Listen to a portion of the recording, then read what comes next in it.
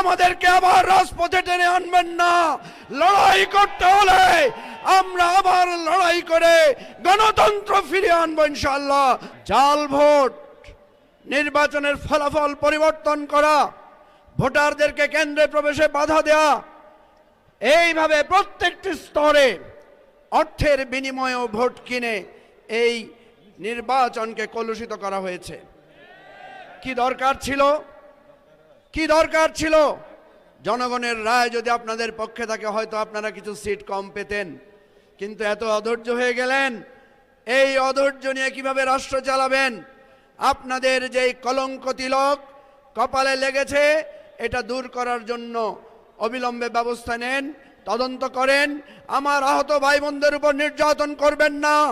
রক্তের বদলা নেওয়া আমরা জানি, আমাদেরকে আবার রাজপথে টেনে আনবেন না। লড়াই করতে হলে আমরা আবার লড়াই করে গণতন্ত্র ফিরিয়ে আনবো ইনশাআল্লাহ।